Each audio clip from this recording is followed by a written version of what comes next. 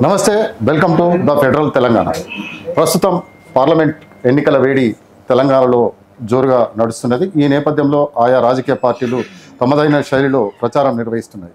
ఈ నేపథ్యంలో బీఆర్ఎస్ సంబంధించి బీఆర్ఎస్ పార్టీ ప్రచార శైలి ఎట్లా ఉంది, మరి బీఆర్ఎస్ పార్టీ మరి తెలంగాణలో ఎన్ని సీట్లు సాధించబోతుంది అనే అంశంపై మాట్లాడేందుకు మనతో పాటు ఉన్నారు మాజీ మంత్రి ఎమ్మెల్యే జగదీశ్వర్ రెడ్డి గారు. వారితో మాట్లాడతాం. అన్న నమస్తే. అన్న నమస్తే. నమస్తే.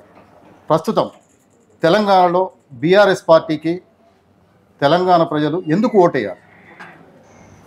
తప్పకుండా మంచి ప్రశ్న. బీఆర్ఎస్ పార్టీకి మాత్రమే వేయాల్సిన అవసరం ఇవాళ తెలంగాణ ప్రజలకు ఏర్పడింది. మొదటిది 10 ఏళ్ల కేసీఆర్ పరిపాలన చూసిండ్రు. ఆ తర్వాత కాంగ్రెస్ పార్టీ ఇచ్చిన ఎక్కువ హామీలు ఏదైతున్నాయో వాటి కొరకు ప్రజలు తప్పకుండా ఇవి మాకు ఎక్కువ వస్తాయి కాబట్టి, ప్రయోజనాలు ఎక్కువ వస్తాయి, లాభాలు ఎక్కువ వస్తాయి కాబట్టి అన్న భావనతోని కాంగ్రెస్ పార్టీకి ఓటేసింది. కానీ అది కాంగ్రెస్ పార్టీ మోసం చేసి మోసగించే ఉద్దేశంతోనే అటువంటి హామీలు ఇచ్చిందనే విషయం స్పష్టంగా అర్థమైపోయింది. ఎందుకు ఈ మాట అంటున్నాను నేనంటే, మాకు ఇట్లా తెలియదు, మాకు రాష్ట్రంలో ఆర్థిక పరిస్థితులు ఉన్నాయని తెలియదు, మాకు లంకెబిందెలు ఉన్నాయని కొని వచ్చినాం అనే మాటలు మాట్లాడిండ్రు అని అంటే దాని అర్థం వీళ్లకు రాష్ట్ర ఆర్థిక పరిస్థితి కూడా తెలియకుండా నోటికి వచ్చిన హామీలు ఇచ్చిండ్రు అని అంటే ఇంతకు మించిన మోసం ఇంకొకటి ఉండదు. ఎందుకంటే రాష్ట్ర ప్రభుత్వం యొక్క ఆర్థిక పరిస్థితి అనేది బహిరంగమైంది. అప్పులు ఆస్తులు ఎప్పుడు కూడా దాచిపెట్టబడి ఉండవు. ఏ ప్రభుత్వాలకైనా ప్రతి సంవత్సరం ఆర్థిక నివేదిక ఉంటుంది, అది బహిరంగంగానే ఉంటుంది. ఒక రాజకీయ పార్టీ అన్ని చూసుకునే హామీలు ఇవ్వాలి. కానీ మేము అవి తెలియక ఇచ్చినామని చెప్పినా, తెలిసి ఇచ్చినా, ఎట్లా ఇచ్చినా అమలుకు సాధ్యంగానే హామీలు ఇవ్వడం అనేది మోసం చేయడమే ప్రజల్ని. ఆ మోసం అనేది ఇవాళ బయటపడింది, స్పష్టంగా కనబడుతుంది. అది ఒకవైపు. కేసీఆర్ ఇచ్చిన పథకాలు కూడా కొనసాగించలేక, ప్రజలకు కావాల్సిన కనీస అవసరాలను తీర్చలేక, ఆ పరిస్థితి లేక, ఆ అనుభవం లేక ప్రజల్ని ఇబ్బంది పెట్టే పరిస్థితులలో ఈ ప్రభుత్వ పరిపాలన ఉంది. ఉదాహరణకు విద్యుత్ కావచ్చు, మంచినీళ్ళు కావచ్చు, సాగునీళ్ళు కూడా కావచ్చు. మూడింటి విషయంలో 4 నెలల్లోనే ఈ ప్రభుత్వం యొక్క వైఫల్యం స్పష్టంగా కనబడుతుంది. ఇది ఇంకొక వైపు తెలంగాణకు జీవం నీళ్లు, కృష్ణా గోదావరి నదుల నీళ్లు. ఇవాళ ఆ నదుల నీళ్లు ప్రమాదంలో పడే పరిస్థితి వచ్చింది. ఇక్కడ ఇప్పటికే ప్రభుత్వం యొక్క సోయిలేనితనం వల్ల, అజ్ఞానం వల్ల కృష్ణ పైన మన హక్కులు కేంద్రానికి పోయే పరిస్థితి వచ్చింది, కేఆర్ఎంబి తీసుకుపోయే పరిస్థితి వచ్చింది. ఇప్పటికే నాగార్జున సాగర్ను కేంద్ర ప్రభుత్వం ఆక్రమించేసింది దౌర్జన్యంగా, ఎటువంటి అనుమతులు లేకుండా, చట్టపరమైన అనుమతులు లేకుండా. కేంద్ర బలగాలే ఇవాళ పహారం ఉన్నాయి మీరు సాగర్ మీదకి వెళ్తే. ఇంకొక వైపు గోదావరిని కూడా కబలించి తీసుకుపోయి కావేరీలు కలిపే ఒక దుష్ట ప్రయత్నం మోడీ చేస్తూ ఉన్నారు. ఇటు కాంగ్రెస్ పార్టీ నుంచి, ఇటు బీజేపీ పార్టీ నుంచి తెలంగాణ ప్రజలకు ప్రమాదం పొంచి ఉంది. కాంగ్రెస్ చేసేదాన్ని బీజేపీ వ్యతిరేకించదు, బీజేపీ చేసేదాన్ని కాంగ్రెస్ వ్యతిరేకించదు. ఎందుకంటే వీళ్ళకు మహారాష్ట్రలో ఈ 2 పార్టీలు ఉన్నాయి కాబట్టి, వాళ్ళ ప్రయోజనాలు ఉన్నాయి కాబట్టి వ్యతిరేకించారు. ఇటు కర్ణాటక, తమిళనాడులో 2 పార్టీలు ఉన్నాయి కాబట్టి, అక్కడ వాళ్ళ ఇద్దరి ప్రయోజనాలు ఉన్నాయి కాబట్టి వ్యతిరేకించారు. కానీ వీటన్నిటి వ్యతిరేకంగా కొట్లాడి నికార్సైన యుద్ధం చేయగలిగిన ఏకైక పార్టీ బీఆర్ఎస్ పార్టీ, ఏకైక నాయకుడు కేసీఆర్. కాబట్టి ఇవాళ తెలంగాణ ప్రజలు తప్పకుండా బీఆర్ఎస్ అభ్యర్థులు గెలిపించాలి, కేసీఆర్ను బలోపేతం చేయాలి. అప్పుడే తెలంగాణ మళ్ళీ రక్షించబడుతుంది. ఇప్పుడున్న ప్రభుత్వానికి, రేవంత్ ప్రభుత్వానికి మీరు ఎన్ని మార్కులు ఇస్తారు?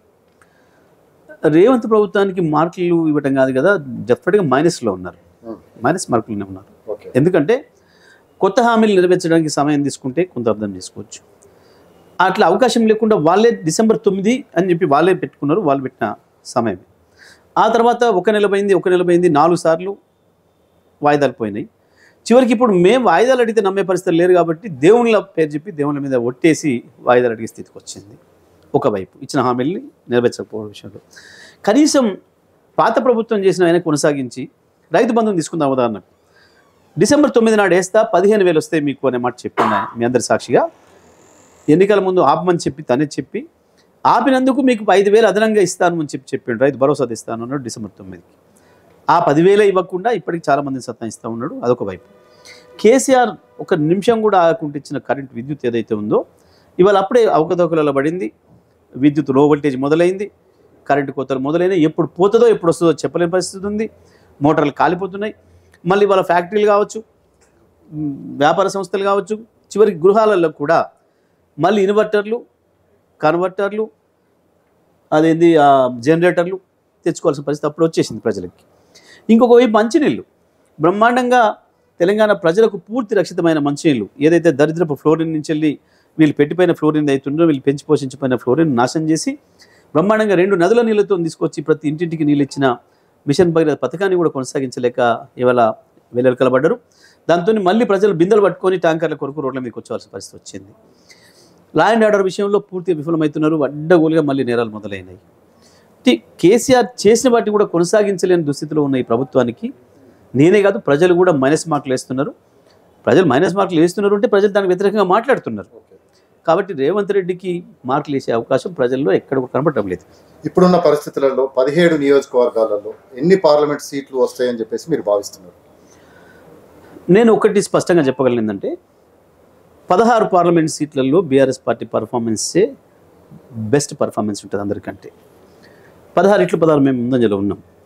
అయితే ఎక్కడైనా ఒక చోట బీజేపీ కాంగ్రెస్ మిలాఖత్ అయిపోయి కాంగ్రెస్ అభ్యర్థి మెరుగ్గా ఉండాలనుకున్న చోట బీజేపీ వాళ్ళు అటు డైవర్ట్ చేసి ఓట్లు వేస్తే వాళ్ళు బయటపడచ్చు టెక్నికల్గా ఎక్కడైనా ఒక చోట, లేదా కాంగ్రెస్ బలంగా ఉంది మేము బలహీనంగా ఉన్నామని అనుకున్న చోట బీజేపీ కూడా కుట్రపూరితంగా వాళ్ళకేసి లోపాయికారి ఒప్పందం చేసుకొని వాళ్ళు ఏదైనా కొన్ని సీట్లు టెక్నికల్గా గెలిస్తే చలో 2-3 గెలుస్తారేమో, కానీ డబుల్ డిజిట్లో డెఫినెట్గా బీఆర్ఎస్ పార్టీనే ఉంటారు. సార్ మీ మధ్యలోనే ఒప్పందం కుదిరింది, అందుకనే బలహీనమైన అభ్యర్థులు పెట్టారని చెప్పేసి కాంగ్రెస్ పార్టీ ఆరోపిస్తున్నది.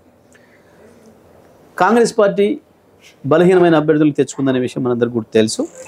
అభ్యర్థుల విషయంలో ఈ రాష్ట్రంలో కాంగ్రెస్ పార్టీ ఫెయిల్యూర్ ప్రజలందరికీ కూడా అర్థమైంది. ఎందుకంటే చివరి నిమిషం వరకు కూడా అభ్యర్థులు లేక చతికిలబడ్డది కాంగ్రెస్ పార్టీ. చివరి రోజు ఎన్నికల నామినేషన్లు అయినాక అభ్యర్థిని ప్రకటించిన బలహీనమైన పార్టీ కాంగ్రెస్ పార్టీ. మా అభ్యర్థులను తీసుకొని పోయినారంటే దాని అర్థం ఏంది? ఇవాళ వీళ్ళైనా వాళ్ళైనా బీఆర్ఎస్ పార్టీ నుంచి వెళ్ళి తీసుకున్న వాళ్ళే ఇద్దరికి సగం మంది అభ్యర్థులు ఉన్నారు. ఈయనకు 8 మంది, ఆయనకు 9 మంది అభ్యర్థులు బీఆర్ఎస్ పార్టీ నుంచి పోయిన వాళ్ళు ఉన్నారు, తీసుకున్న వాళ్ళు ఉన్నారు. అంటే దాని అర్థం వాళ్ళకు బలహీనంగా ఉన్నారు. అభ్యర్థులు లేక ఇతరుల నుంచి తీసుకోవాల్సిన బలహీనమైన స్థితిలో వాళ్ళు ఉన్నారు.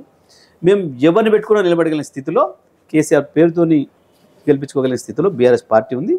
ఇప్పటికి కూడా ఈ రాష్ట్రంలో బీఆర్ఎస్ పార్టీ బలమైన పార్టీ, బలమైన నాయకత్వం ఉంది కూడా బీఆర్ఎస్ పార్టీకి అనే విషయాన్ని ఆ 2 పార్టీల అభ్యర్థులే చెప్పారు. ఎన్ని సీట్ల క్లారిటీ చెప్పట్లేదు. డెఫినెట్గా డబుల్ డిజిట్లో ఉంటాం మేము. ఓకేనా? డెఫినెట్గా. Thank you. Best of luck. Thank you.